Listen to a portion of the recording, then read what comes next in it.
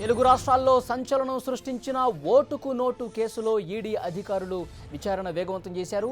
ఇందులో భాగంగా ఇవాళ A2గా ఉన్న ఉదయసింహ ఈడీ ముందుకు రానున్నారు. మరోవైపు ఓటుకు నోటు కేసులో రేవంత్ రెడ్డికి ఇప్పటికే ఈడీ అధికారులు నోటీసులు జారీ చేశారు.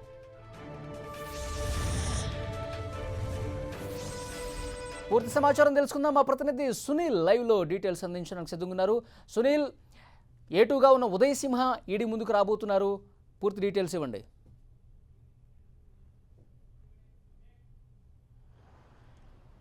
గుడ్ మార్నింగ్ వలి. రెండు తెలుగు రాష్ట్రాల్లో తీవ్ర సంచలనం సృష్టించినటువంటి ఓటుకు నోటు కేసు వ్యవహారంలో ఎన్ఫోర్స్మెంట్ డైరెక్టరేట్ అధికారులు దర్యాప్తు వేగవంతం చేశారు. ఇప్పటికే ఈ కేసులో ఏసీబీ అధికారులు ఛార్జ్షీట్ నమోదు చేసిన నేపథ్యంలో ఆ ఛార్జ్షీట్ల ఆధారంగా వీరందరూ కూడా నోటీసులు జారీ చేసి పూర్తిగా విచారిస్తున్న పరిస్థితి కనపడుతుంది.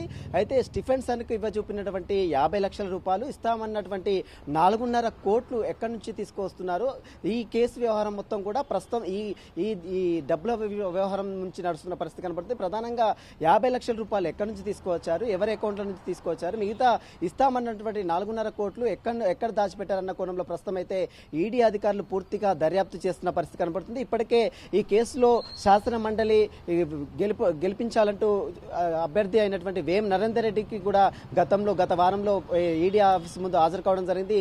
అతన్ని దాదాపు 7 గంటల పాటు పూర్తిగా ఈడీ అధికారులు పూర్తిగా విచారించారు. ఇక మరోవైపు ఈ కేసులో A1గా ఉన్నటువంటి రేవంత్ రెడ్డి కూడా ప్రస్తుతం ఈడీ అధికారులు నోటీసులు జారీ చేశారు. అతన్ని కూడా ఈ రోజు కానీ రేపు కానీ ఈడీ అధికారుల ముందు హాజరయ్యే అవకాశం ఉంది. ఇక ఈ రోజు మాత్రం A2గా ఉన్నటువంటి ఉదయసింహ ఈ రోజు ఈడీ అధికారుల ముందు హాజరయ్యే అవకాశం ఉందని తెలుస్తుంది. ప్రధానంగా అతని యొక్క బ్యాంక్ స్టేట్మెంట్స్ సంబంధించినటువంటి వివరాలతో పాటు పూర్తిగా గతంలో ఏసీబీ అధికారులు సోదాలు చేసినటువంటి విలువైన డాక్యుమెంట్స్ ఏదైతే సేకరించారో ఆ యొక్క విలువైన డాక్యుమెంట్స్ ఆధారంగా ప్రస్తుతం అయితే ఎన్ఫోర్స్మెంట్ డైరెక్టర్ అధికారులు కూడా కేసు మొత్తం కూడా దర్యాప్తు చేస్తున్న పరిస్థితి కనబడుతుంది. ఈ కేసులో ప్రధానంగా ప్రివెన్షన్ మనీ లాండరింగ్ యాక్ట్ కింద కేసు నమోదు చేస్తున్నటువంటి ఎన్ఫోర్స్మెంట్ డైరెక్టర్ అధికారులు, మరోవైపు ఎన్ఫోర్స్మెంట్ ఇన్ఫర్మేషన్ యాక్ట్ కింద కూడా కేసు నమోదు చేసుకొని పూర్తిగా ఆరా తీస్తున్న పరిస్థితి కనబడుతుంది.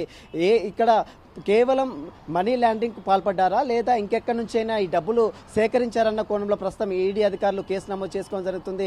ఈ కేసులో ఇప్పటికే రేవంత్ రెడ్డితో పాటు ఉదయసింహ, సెబాస్టియన్కి ఇప్పటికే నోటీసులు జారీ చేశారు. మరోవైపు వేం నరేందర్ రెడ్డి కూడా గతంలో ఈడీ అధికారుల ముందు హాజరు కావడం జరిగింది.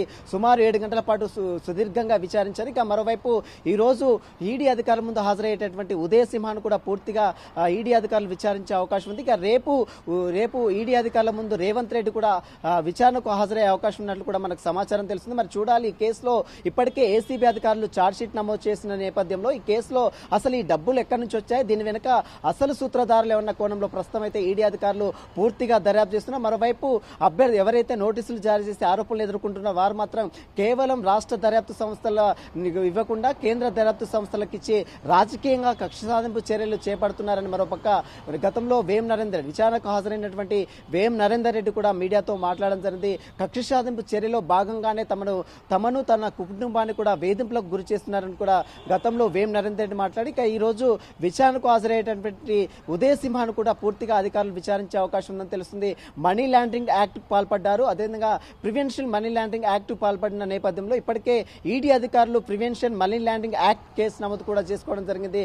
మరోవైపు ఈ కేసులో ఫస్ట్ ఇన్ఫర్మేషన్ రిపోర్ట్ కూడా ఈడీ అధికారులు సేకరించారు. ఇవన్నీ కూడా చూసిన తర్వాత అందరిపై నోటీసులు జారీ చేశారు. నోటీసులు జారీ చేసిన నేపథ్యంలోనే వారందరూ కూడా ఈడీ అధికారుల కార్యాలయంలో పూర్తిగా విచారిస్తున్న పరిస్థితి కనబడుతుంది.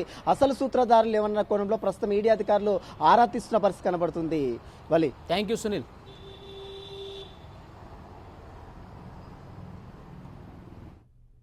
Thank you Sunil.